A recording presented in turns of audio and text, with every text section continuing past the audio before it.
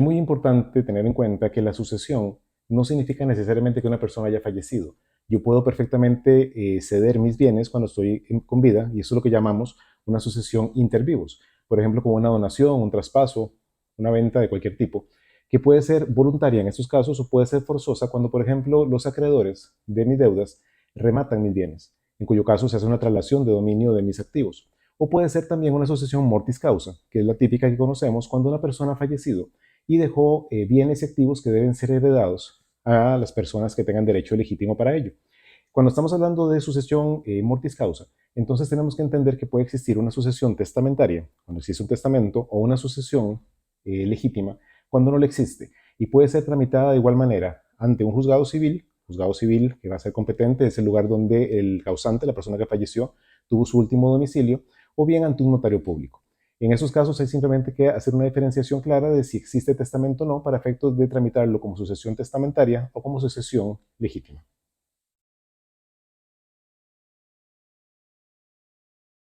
Para abrir el proceso sucesorio, lo primero que hay que hacer es determinar si hay un testamento o no hay un testamento. Si existe un testamento, hay que entonces verificar cuáles son las condiciones que dejó el causante, el testador, a ver si cuáles son los herederos, están determinados, si es una repartición de los bienes de forma proporcional o por legados, si hay condiciones especiales, quién es el albacea que nombró y todas las condiciones propias del documento, así como verificar la legalidad que haya sido otorgado correctamente con la cantidad de testigos y de forma correcta, para que no haya ningún inconveniente ni la posibilidad de que vaya a ser anulado. En caso de que no haya testamento, entonces lo que tenemos que verificar inmediatamente es quiénes son los herederos legítimos. Y en ese sentido tenemos que ir al Código Civil para verificar quiénes son los que tienen derecho. Una vez que ya sabemos, de conformidad con la ley, quiénes son los herederos que tienen derecho, hay que verificar también si hay bienes gananciales y determinar entonces quiénes tienen derecho o no a la herencia. El procedimiento se puede hacer tanto en vía judicial como en vía notarial, pero para que se pueda hacer ante un notario público no puede haber ni menores ni personas con algún tipo de discapacidad, ni puede existir ningún tipo de conflicto entre los herederos. Cualquier tipo de conflicto que se presente obliga necesariamente a que el proceso se lleve ante el juzgado civil competente.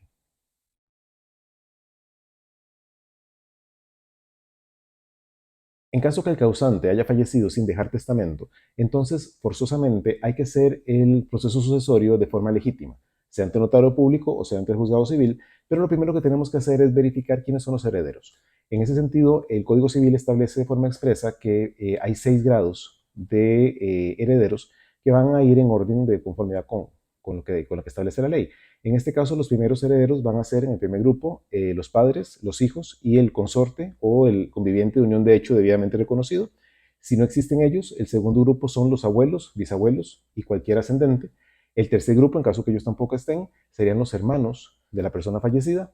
En cuarto grupo tendríamos a los sobrinos de esta persona. En quinto grado, a los tíos del causante, la persona fallecida. Y en sexto grado, en caso que no exista ninguno de ellos, van a ser las juntas de educación. O sea, siempre va a haber alguna posibilidad de heredar a uno o a otro, pero hay que determinar primeramente quiénes son los herederos. Y para esos efectos es muy importante saber entonces si hay o no hay testamento. Para efectos ya determinando quiénes son los herederos, se hace la apertura ante el juez civil si no hay menores, si hay menores o incapaces, o bien se puede hacer si las partes lo desean, también ante un notario público, en donde se va a nombrar un albacea, se va a hacer un inventario de todos los activos que existan, todos los activos y todos los pasivos. Eso significa todas las fincas, todos los carros, todos los bienes muebles que puedan existir, las acciones, fondos de mutualidad, cualquier tipo de inversión, certificados a plazo, cualquier tipo de activo que haya dejado el causante en el momento de su muerte. Y de igual manera el albacea va a tener que determinar cuáles son los pasivos, cuáles son las deudas existentes. Se va a hacer una publicación y durante un plazo de 15 días los presuntos herederos o las personas que tengan un interés en la herencia del causante tendrán que personarse para hacer el reclamo respectivo. Una vez que ya está determinado esto, se hace una valoración, que puede ser una valoración directa mediante el valor fiscal, el valor oficial que tengan los bienes, siempre que se hayan realizado en los últimos 2 años. Y de esa forma entonces se puede hacer la junta de herederos donde se va a repartir los bienes de forma proporcional. Esta es la forma en que vamos a proceder cuando no haya un testamento.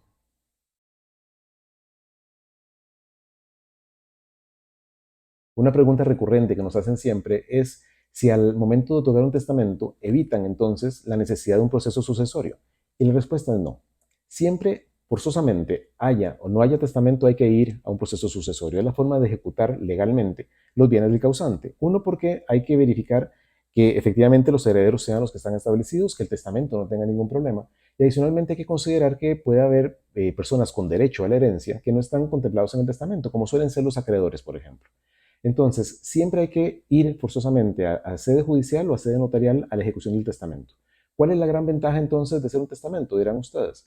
Que evitamos una gran discusión a nivel familiar, le evitamos un montón de problemas y de tiempo a nuestros seres queridos, porque ya el causante, el testador, dejó claramente establecido por escrito cómo quiere que se distribuyan sus bienes. Dejó dicho quiénes son sus herederos, dejó dicho quién es el albacea, dejó dicho la forma de distribuir los activos y entonces facilita todo el procedimiento. Al hacerlo más fácil y más rápido, lógicamente también se logra disminuir los costos y evitar problemas que siempre son tan molestos en estos casos.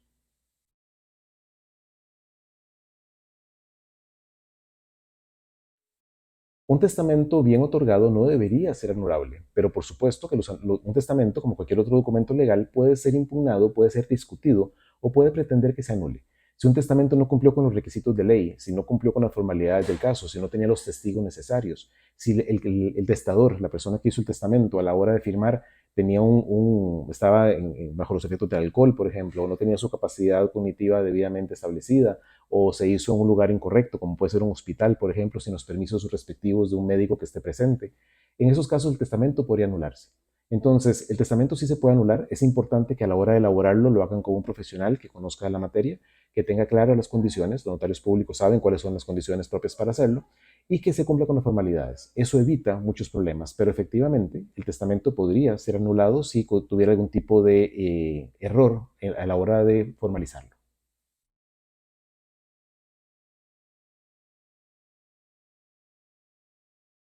Si no hay testamento, los herederos van a estar establecidos de forma legítima por el Código Civil, el artículo 572.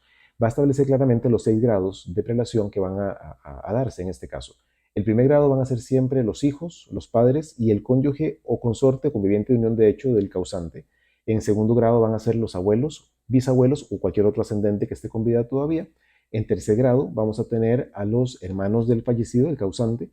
En cuarto grado vamos a tener a los sobrinos del causante, en quinto grado a los tíos del causante y en sexto grado, que es la última prelación que existe, el último grado que puede darse, vamos a tener las juntas de educación. Sea como sea, siempre va a haber alguien que reciba la herencia. Lo que hay que determinar claramente es quiénes son los que tienen derecho. Y esto es muy importante entenderlo porque cuando nosotros no tenemos un testamento establecido, entonces tenemos forzosamente que heredar de conformidad con lo que diga la ley y no necesariamente es la voluntad que hubiera tenido el testador. Por eso hay que pensar siempre en hacer el testamento para evitar estas condiciones.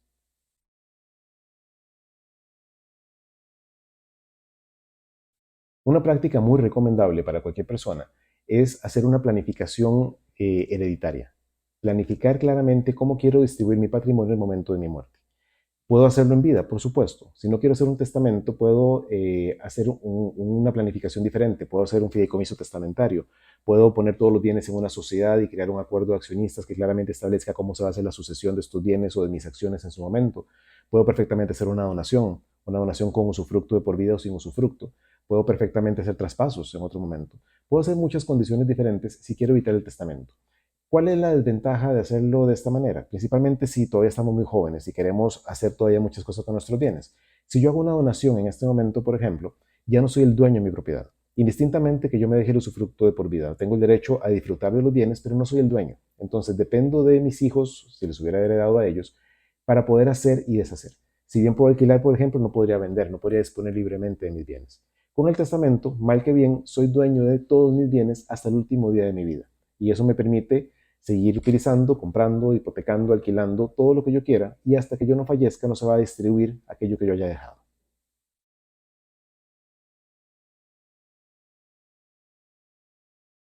Al momento del fallecimiento es muy importante cuando se levanta el inventario, que eso le corresponde hacerlo al albacea, determinar qué bienes fueron adquiridos durante el matrimonio o durante una convivencia de hecho que haya sido reconocida, porque en este caso estamos hablando de bienes gananciales.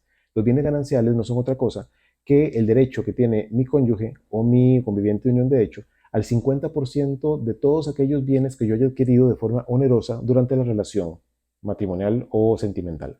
En ese sentido, una vez que ya sabemos cuáles son los activos que están a nombre del causante, tenemos que determinar si hay bienes gananciales, porque en ese caso el 50% le va a corresponder al cónyuge. Eso es importante determinarlo porque muchas veces se hereda todo lo que está al nombre de la persona y no necesariamente se está contemplando que los bienes que se están heredando no pertenecen exclusivamente al causante. Adicionalmente, también hay que considerar en el momento de hacer el inventario que si yo estaba casado, por ejemplo, mi esposa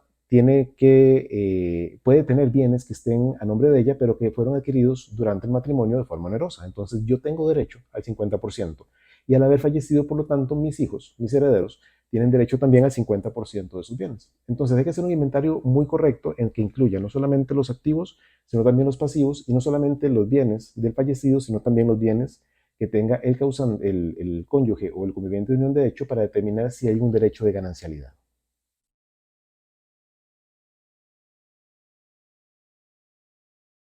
Una creencia popular es que las deudas se heredan, y eso es un error. Las deudas nunca se heredan. ¿Qué es lo que sucede? Si el causante, la persona que falleció, tiene una hipoteca, tiene deudas, unas letras de cambio, unas tarjetas de crédito sin pagar, o obligaciones fiscales o con el seguro social, por ejemplo, la herencia tiene que responder primero por esas deudas. Entonces, las deudas no se le van a heredar a los herederos, no se le van a pasar a los herederos. Pero antes de hacer la distribución, los acreedores tienen derecho a reclamar lo que se les debe. Por lo tanto, ¿qué es lo que va a responder? Siempre el patrimonio, incluyendo dentro de los acreedores como tal a los acreedores alimentarios. Eso significa que una pensión alimentaria de niños menores o de una viuda, por ejemplo, que dependía expresamente del causante, pueden tener derecho a pensión y por lo tanto tiene que separarse del bien, de la masa hereditaria de todos los bienes, el porcentaje que cubra la pensión hasta lo que establezca la ley, que en caso de menores de edad puede ser hasta los 18 años o 25 si siguen estudiando, o dependiendo si hay incapaces, por ejemplo, cómo va a tener que cubrírsele siempre. Pero es importante entender que siempre que tengamos una herencia como tal, va a tener que responder también por las deudas, pero las deudas no se le van a traspasar a los herederos.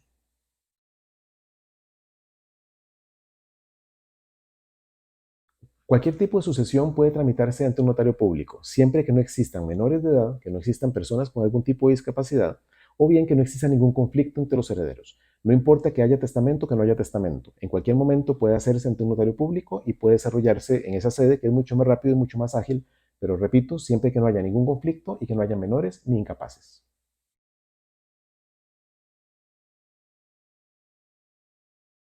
Si alguno de los herederos no está de acuerdo en hacer la sucesión ante un notario público, no está obligado a hacerlo.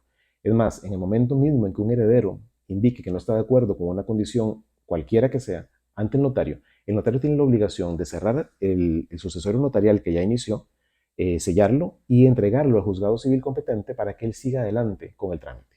Es muy importante tenerlo claro porque en muchas ocasiones pensamos que es obligatorio hacerlo ante un notario público y no es así. Es mucho más fácil, por supuesto, es mucho más rápido, pero tienen todas las partes que están de acuerdo.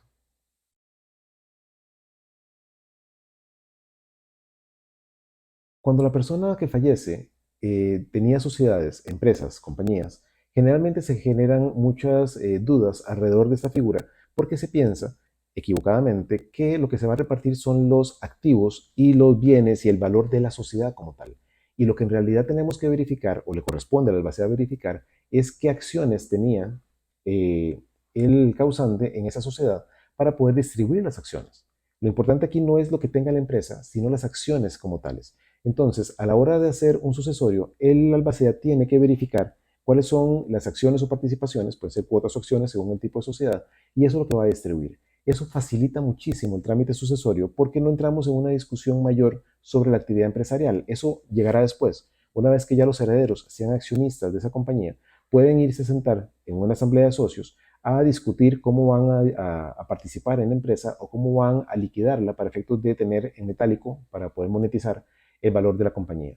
Pero como recomendación, lo más sencillo es verificar primero cuáles son las acciones que tiene esa persona o las cuotas que tiene esa persona en el fallecido en la sociedad para poder distribuirlas de una forma más sencilla y más ágil.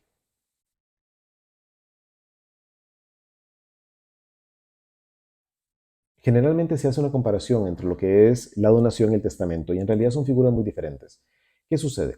El testamento es una declaración de última voluntad en la que yo voy a determinar cómo quiero que al momento de mi muerte se distribuyan mis bienes, mientras que la donación es un acto inter vivos en donde yo en este momento, con vida y con conciencia y con la clara voluntad de hacerlo, le traspaso en donación a mis seres queridos una propiedad.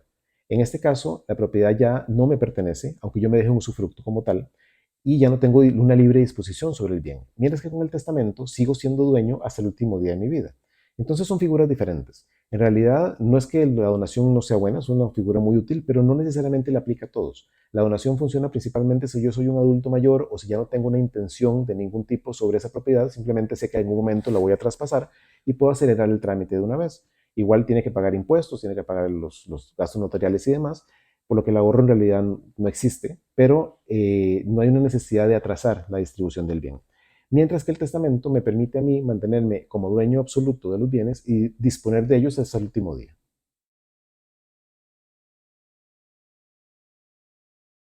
En ya nosotros siempre recomendamos la figura del testamento porque facilita muchísimo el trámite sucesorio, tanto testamentario en vía judicial o testamentario en vía notarial.